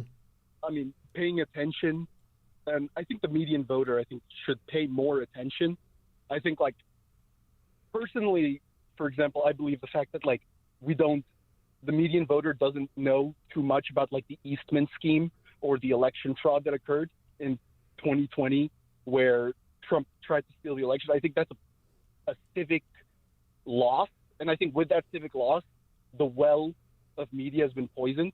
So now you mentioned that, Republican ad where they AI generated James Talarico into, a dress and whatnot. Mm-hmm. But then the Democrat ad is just going to point out actual failures, he actually got impeached. I think those are very different sorts of ads, and they're very different sorts of negativities.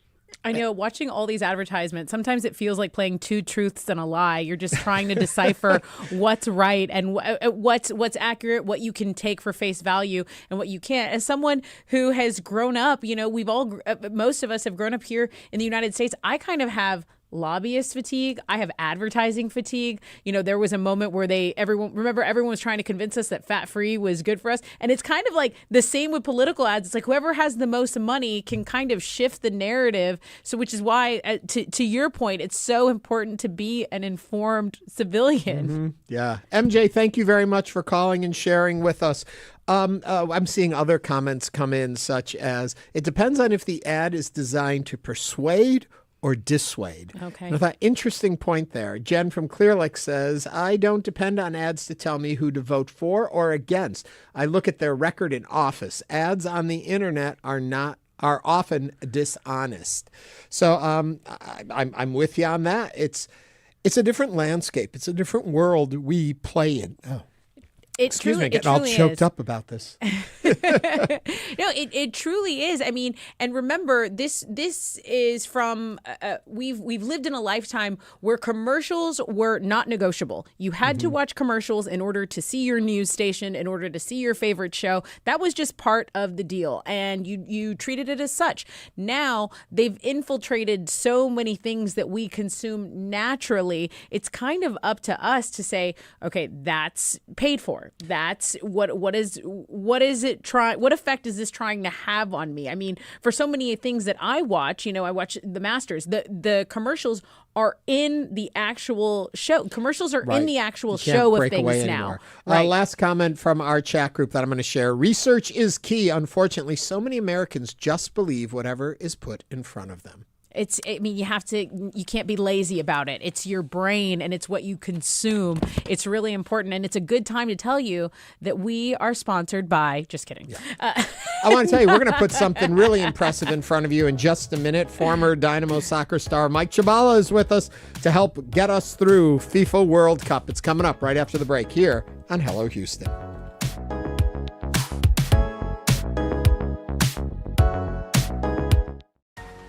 We know you value Houston Public Media. That's why you're watching right now. So take the next step and become a new member of the station you rely on. Every gift makes a difference. And what matters most right now is supporting the station that brings you the news and information you rely on. It only takes a minute to make a big difference. So join as a new member today at houstonpublicmedia.org/donate or call 800-364-8300.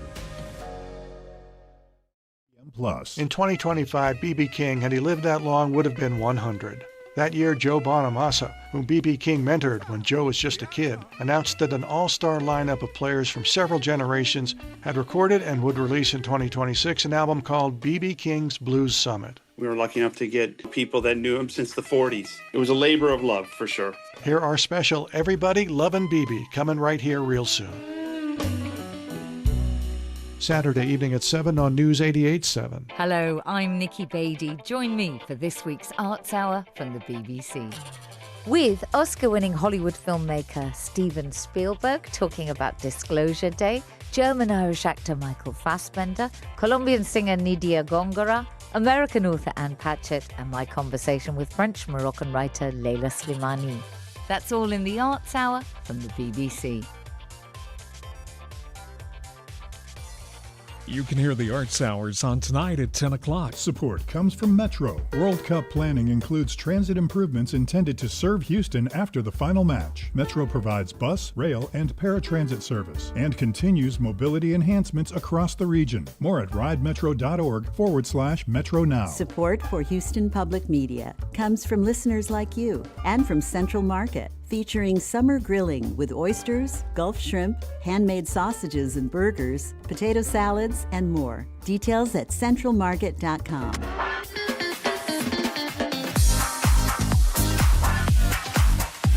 Now back to Hello Houston. To comment on today's topics, call or text 713-440-8870 or email us at talk@hellohouston.org.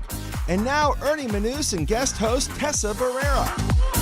Welcome back to Hello Houston. At long last, a World Cup is here. The first match of the series was yesterday, and the first match to be played in Houston will happen this Sunday. But with all the talk of this global phenomenon coming to Houston, we figured it was a good time to get a premiere on FIFA World Cup. What it is, why it matters, who's involved, and what it all means, as well as maybe some analysis and predictions. So we reached out to Mike Chabala, former professional soccer player with the Houston Dynamo, who helped lead the team to back-to-back MLS Cup wins in 2006 and 2007. He's also the founder of Sphere, a soccer-inspired fitness and community program helping adults to unite through soccer and fitness. Mike, we are so happy to have you on Hello Houston. How's it going? Yeah, how we doing, guys? Thanks for having me on. We do have you on. It's great to have you there. It's good to see you again, Mike. I guess Likewise. The first place to start, we'll get to Sphere and all of that in a minute, but World Cup is upon us. I watched the first match yesterday. I was already confused at what was going on. First of all, I don't understand red cards, yellow cards. Explain that part to me. I mean, there's a lot there, you know. It basically means you're in trouble and you have to go sit in a corner if you get like a yellow, and like if you get a red card, that means you did something bad at a party and the police came and kicked you out and you can't come back. So I mean, to dumb it down, is basically two things you don't want to do. You want to just, you know, mind your P's and Q's, you know what I mean? Be a good player, better person, and you know, for what it's worth, just don't do anything bad like punch somebody or spit or cuss or one of those things that, you know, isn't really allowed at a party. But yeah, I mean, you know, for what it's worth, this little round thing goes in the goal, the big white thing, and that's the goal, you know, objective. And you can't use your hands. So as long as you do that, pick a color, whether it's like the green team or the red team or the USA team, and just root consistently for that team. And you shouldn't have a problem, though. But the most important thing is make sure you find some teammates to watch a game with, even if you're not a soccer fan or you don't really know. You know, it's like Christmas, you know, but you get Christmas every single day for the next month. And it's important to huddle up with people around the TV and, you know, at a local business, and to go get yourself involved in the game regardless. You know, support your local businesses, support your friends, and get curious, get in the game.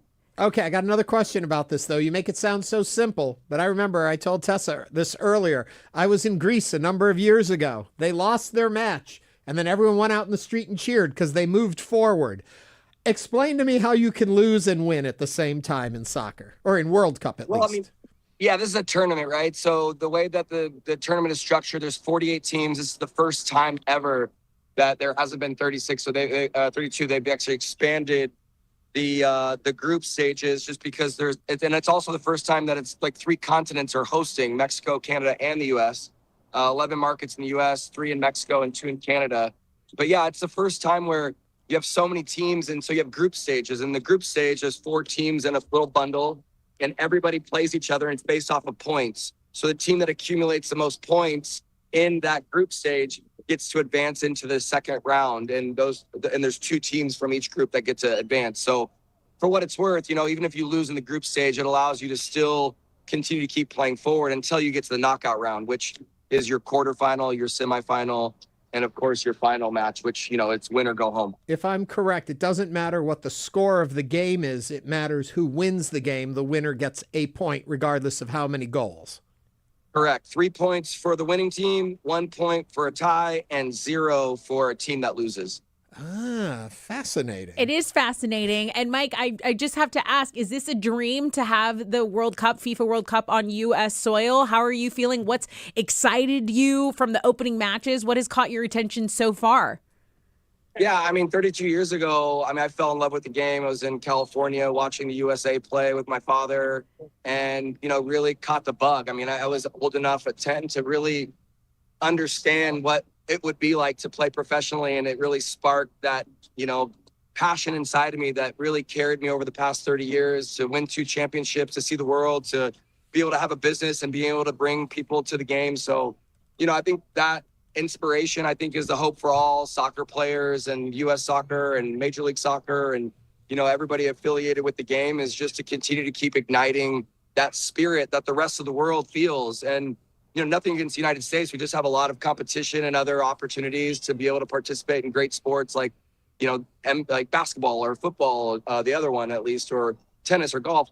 But around the world, this is the number one sport. Like, this is the only sport. You know, arguably there's other ones that kind of rival it, but it is arguably like the and not arguably, just it is the biggest sport in the world. So the fact that it's in our backyard in Houston, I mean, Houston's actually a darling of the World Cup, and we were hosting 7 Super Bowl games in context. These games are of that magnitude, and even the viewership doors. I mean, it just absolutely trumps any World NBA final, any Super Bowl. I mean, the amount of eyeballs that are on our city, but also our country, is tremendous. And honestly, it's a wonderful opportunity for local businesses and those actually in the game.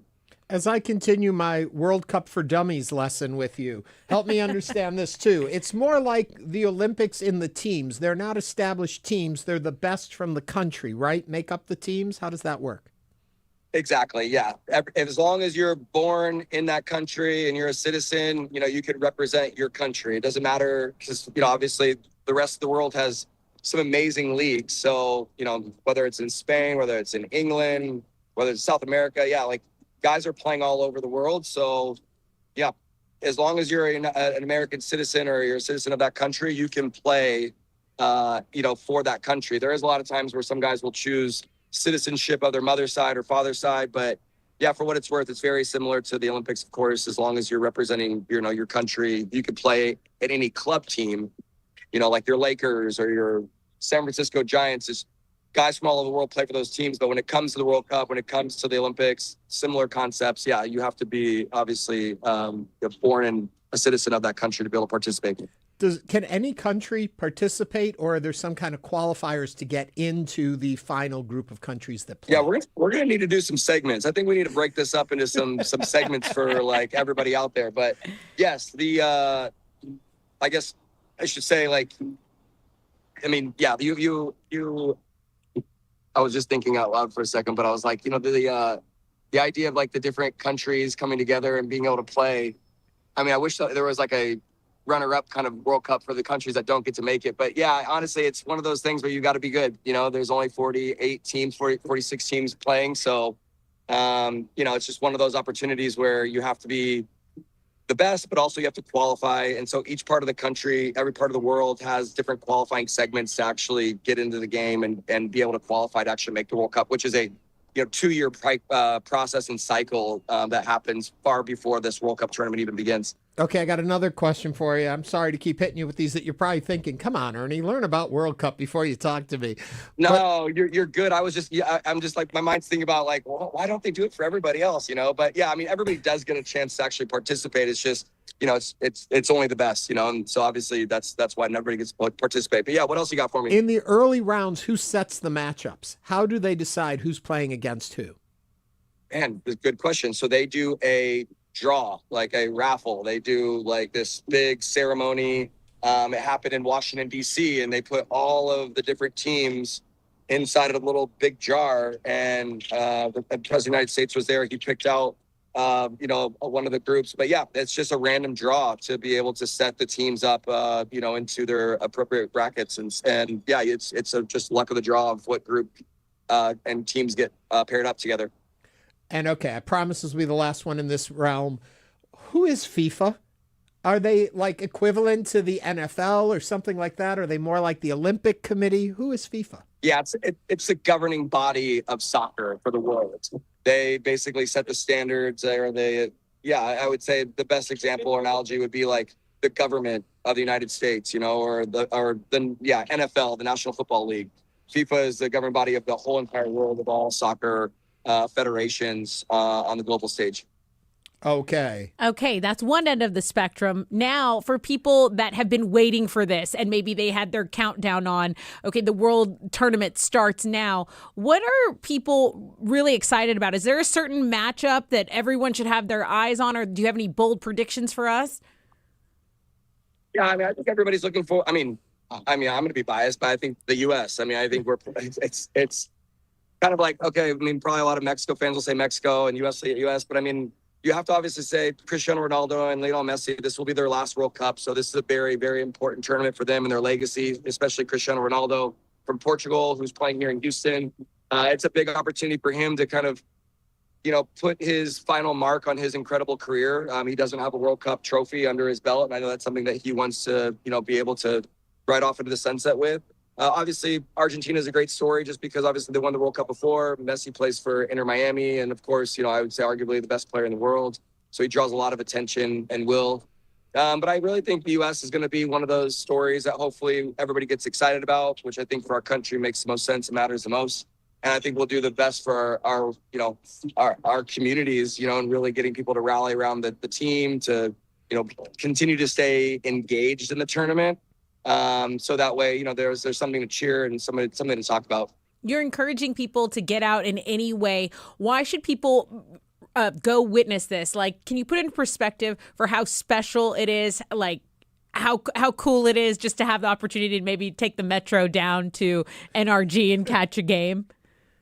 Yeah, I mean, it's like the rodeo, or it's like a Super Bowl. It's like, oh, it's a cool spectacle. Like, the World Cup only happens once every 4 years, and then on top of that, it's the last time it was in the United States was 32 years ago. I mean, so to put that in context and just the idea around like how special this moment is arguably like it's hard to put into words and context. Obviously, for someone that loves soccer and that's it's just been my entire life, and I speak for probably a lot of others. It's just a very special moment. I think for others, it's an exciting time, whether it's Christmas or Easter or summer break. This is just a really special moment for people to care about soccer and to get a little bit more knowledge around the game and what it actually is. And I think it really will help to continue to keep fostering this league, because 32 years ago, there wasn't a Major League Soccer. There wasn't a professional league. And that World Cup really ignited our country. It ignited our soccer programs, and of course, like our obviously professional league. So this is a great moment for the country to buy into even the local clubs, the local communities, the local teams, and to continue to keep building that momentum with the younger generation, to continue to keep moving the ball forward towards the United States winning a first World Cup. I want to remind everyone we're speaking with soccer star Mike Chabala, but soccer has made such an important impact on your life, even in quote unquote retirement. Soccer still plays a big part of who you are and what you do, and Sphere is your newest venture. It's been going for a bit. Explain what that is for folks. Yeah, I mean, when I got done, Sphere is a team playing to connect the world through game-changing workouts, atmospheres, and experiences. To dumb it down, we're a licensed training platform. We're kind of like Zumba, but for soccer. So we teach people how to run group community fitness classes that are soccer-based. So after my career with the Dynamo, I had a hard time meeting friends. I wanted to work out and play soccer, and the only thing that was in the space was competitive soccer and youth. And I didn't want to coach kids. I didn't want to do the competitive thing. I really admired companies like SoulCycle and Barry's Boot Camp, and was really interested in being able to get people that don't normally play. I wanted to meet my future wife. I wanted to make some new friends. And so I want to just like work out, bring some really good music into it, and be able to play soccer. And so, over the past decade, I've been creating community workout experiences for adults. And it's been a big blessing in disguise. I think after playing professional sports, soccer for me, I think I speak for others, it's kind of hard to find yourself and what you're going to be passionate about or what you want to do. Because, you do the one thing that you've always wanted to do, and then it's like, okay, well, what else do you want to do? And so I think there's like a bit of a transition that happens for athletes. And I was very fortunate to be able to find another passion and be able to pour my energy back into the game and find my own place within it. Some guys like coaching at the highest level. My best friend Stuart Holden's commentating the World Cup finals. Some are managers. But for me, it was about community and connection. My favorite part about the Dynamo was our locker room. That's why we were successful in 06 and 07 when we won back-to-back championships. It was something special, like Christmas morning I keep referring to as that moment where everybody shakes hands and hugs each other when they walk in the room. And, for what it's worth, before the pandemic, I felt like our world was a bit disconnected, and even more so now with AI and technology. And so in a lot of ways, my goal is to really bring this world closer together. And over the past decade, we've been running programs, and we just repositioned the business to be able to share the programming as a licensable product. And now we're working with professional soccer teams to give them our brand and to help them create experiences like the one behind me. We're building a mini soccer pitch here in the heart of downtown at Market Square Park. We just built a soccer field on the helicopter pad of the Post Oak Hotel, and we ran experiences for adults to be able to get people that don't normally play soccer like yourself in the game. Because most people, if I said, hey, let's go work out, you'd say, okay, cool. What are we going to do? Go for a walk or run or yoga or spin. But But if I say, hey, let's go play soccer, you're gonna be like, oh, no, I'm not gonna do that. And for what it's worth, I want Sphere to be a vehicle to help the big kids get back in the game and to be able to take care of their health and to work on their cardiovascular fitness, which is the most important part for longevity. And honestly, it's the best for community because every part of a soccer team is that dynamic of feeling like you belong. And the social wellness, I think, is so important for everybody today to find groups to be able to spend time with. And if you look around, we're in this new world of human connection as a premium and a priority, run clubs and yoga classes and any type of experiential right now. So anyways, it's been great that I've been digging this hole for a long time and working on this business because now everybody wants it. And I'm excited to be able to share our ball Sphere with the world. Well, thank you so much for joining us today. I hope that over the next month when I get confused about the game, we can turn to you to explain what's going on when I get lost. Anytime. Happy to join you guys. Appreciate it. Go get in the game. Go USA. Thank you. USA. That is Mike Chabala. He is a former soccer star with the Houston Dynamo, led them to back-and-back championships. To find out more about what he's doing and his initiative Sphere, you can visit sphere.club online. And you can also keep following the World Cup. We'll try and do our best here to keep you informed of what's going on. But he helped me understand the game a little bit more. I saw that in real time. Yeah, I'm starting the to understanding. get it now. I know. You're in there. Coming up, we want to know what your last-minute plans are and maybe your current obsessions. Maybe it's World Cup right now. Let us know. We're going to take a quick break. We'll come back, and Hello Houston will continue.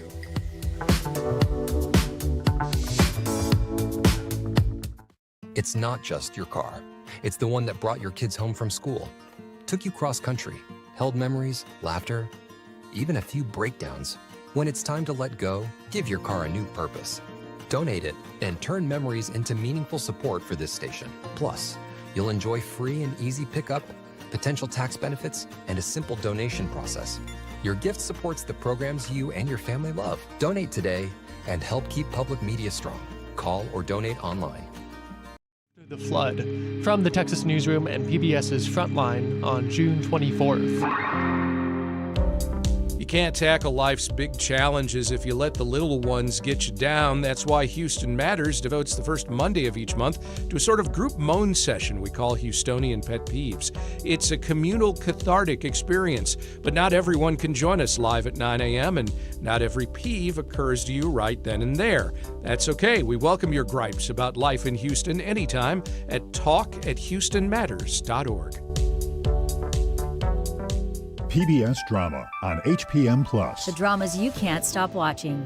Now in one place. Stream on demand. Catch up on past seasons with Passport. Search HPM Plus on your smart and connected TVs. HPM Plus. Tonight on Houston Public Media TV8, Washington Week with The Atlantic presents the one-hour special, The Next 250 Years, America's Future, exploring themes of patriotism and more. Tonight at 8 on TV8. Support comes from Metro. World Cup planning includes transit improvements intended to serve Houston after the final match. Metro provides bus, rail, and paratransit service and continues mobility enhancements across the region. More at ridemetro.org/Metro Now. Support for Houston Public Media comes from the Museum of Fine Arts Houston, presenting the Juneteenth celebration at Bayou Bend. Guests are invited to a family-centered program in honor of the Juneteenth holiday, June 14th. More at mfah.org.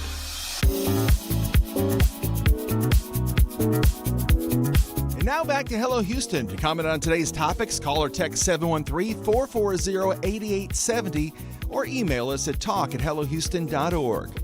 And now, Ernie Manous and guest host Tessa Barrera. Hello. We've made it to the end of another week, and we're about to go into last-minute plans. But yesterday, as I mentioned, Tessa, we were so packed in the show, we didn't have a chance to do current obsessions. Oh, and I bet people were so upset. People were upset. So what they did was they combined the two together. I want to make sure Tessa's mic is on. Are you hearing her in there okay? Yeah, you're on. Your light isn't on, but you're on. Okay, great. Yeah. The lights are on and someone is home. Great. I hope. So anyway, so we're combining current obsessions with weekend plans. And so if you've got an obsession, share it with us now. You can do that by calling us, 713-440-8870, as we just said, or email them to us at talk@hellohouston.org. One current obsession that's in front of us is, what the heck? I have a book I've been obsessed with, Born, a Crime, if y'all want to check it out. What I'm not sure is Born, the name of it? Born a Crime? Born a Crime. I believe I've read that. Is that Noah? Trevor Noah, I think, might be the author of that book. And that is a great book. Okay. Yeah, I always recommend a little reading. In a world where it can get so addicting to scroll and you're getting that dopamine all the time, if you can get in some reading, that's great. I'm actually reading a book. Oh, she's going to her purse right now. Let's see. What is it called? It is called The Biggest Bluff. So I'm a fan of Texas Hold'em, and this is Maria Konnikova, and it's a New York Times bestseller, and she talks about how she learned to play the game of Texas Hold'em. Not only play it, because a lot of people play it, but it's to win the World Series of Poker. So I'm currently obsessed. Here's my current obsession. Is the book. Great My current recommendation. obsession. Yeah, what's yours? I showed it to you earlier. It's a Maltese pop star named Aiden. Well, I'm obsessed with him as well. I know. You saw it. You kind of liked Aiden. I understand the obsession. He's fabulous. Anyway, if you haven't listened to his album, which is called Cowboys Don't Cry, give it a listen. It's streaming all over the place. It may be a little hard to find because it's from Malta, but I think it's on just regular. You can find it on YouTube. And what I think he does, I'm trying to figure out, okay, why is this so enamoring? Why is he so magnetic?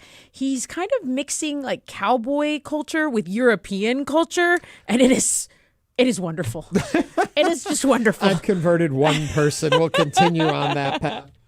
Trying to convert the world to what I like. Okay, we're going to go into a little bit of weekend plans, but still share the obsessions with us. Wine Goddess Texas says, my plans are Spamilton tonight and then ongoing home improvement projects this weekend. Let me explain Spamilton, and I want to do that because that's part of my plans for the weekend. Oh, okay. Spamilton is from the folks who brought us Forbidden Broadway, which is kind of pokes fun at all the Broadway shows. Well, this pokes fun. It's a little more plot-driven than the Forbidden Broadways, and it's about Lin-Manuel Miranda and trying to create the musical Hamilton, but it pokes fun at, somebody told me it's 32 different musicals get spoofed in it. Could be up to 38. I don't know. I'll have to watch it to see, but it's going on at Stages Theater. And tomorrow for the matinee, after the matinee, I'm going to do a talk back with the cast. So if you're going to see Spamilton tomorrow, stick around and we'll do the talk back afterwards. You know what? Mike has kind of inspired me to get involved more. Maybe I'll go around FIFA Fan Fest this weekend. I really don't have any excuses. I can take the metro. I can write it down there and I'll report back to you. We were talking with Michael Atkinson yesterday, who was reporting live from there. And it turns out that they do have a limit of people that can get in. When we were talking to him, he was saying there was a line and such, but I guess there was a point yesterday where they had to stop. Only, I guess, 7,500 people can be allowed in the area. So if you want to go, get there early before the match begins. But also be warned, I was in the newsroom during our break at the top of the hour, and they were talking about the heat index. It's going to be very warm this weekend, so make sure you take the precautions you need to take. Sunblock. Over in our chat, YouTubers, Mr. Uncle Walt says Aiden's album is on iTunes. Perfect. So there you go. You can find it there. Also this weekend on Saturday, Galveston Island's Juneteenth Festival and Celebration. This is a free family-friendly event that will feature live music and entertainment and food vendors.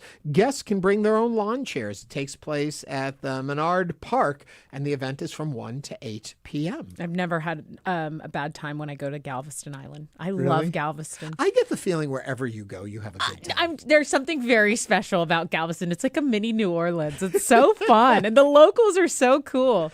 I want to go back to our fans out there, our listeners, on email. My name is Taylor Petty. I want to share about an amazing event coming on Saturday, June 20th. It's called Kids Safe. It's hosting their annual gala at the Majestic Theater. The event celebrates and helps raise funds for the work Kids Save does in the greater Houston community to support and build community around older youth in foster care.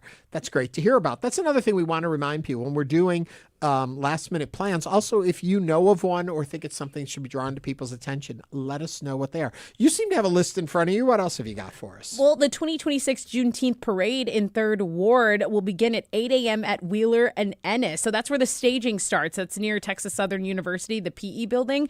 And then the parade itself starts at 10 a.m. And the marching will begin north on Emancipation Avenue from Wheeler Avenue to Emancipation Park. So it's something that you can get out and early, and the parade is over by noon, but it's a fun way to celebrate Juneteenth parade in 3rd Ward. You know, I was going to first say, oh my God, an 8 a.m. parade? We already know I'm not a morning person. 10 a.m. makes it a little bit better for me. On Sunday, the 5th annual Emancipation Gospel Celebration at the Grand 1894 Opera House. I'm back down in Galveston again. Okay. For some reason, I think everything for me is happening in Galveston this weekend. This celebration of gospel will be headlined by 4-time Grammy Award winner Karen Clark Shard, the legendary Clark sisters, and other artists. And you'll want to see that. That's happening at the 1894 Grand Opera House. Okay, amazing. And if you're on the music, while we're talking about music, Stuart Copeland, the Rock and Roll Hall of Famer and drummer of the popular rock band The Police, will be in Houston. This is part of his first American spoken word tour, Have I Said Too Much? Stuart Copeland is a composer of film scores, video games, and operas. It'll be an evening of something we love, Ernie, conversation, along with photos, videos, and there'll be a Q&A session as well. You know, I don't know where it's happening, but we'll find that out. There's a lot going on, and don't forget FIFA all weekend. Thank you for listening to the show today. Tessa, thank you for sitting in with me. It's my absolute pleasure. We will be back on Monday with more conversation, more discussion, and remember, over the weekend, if you need something else, Best of Hello Houston, Saturdays at 11 p.m. and Sundays at 11 a.m. here on News 88.7. Have a great weekend.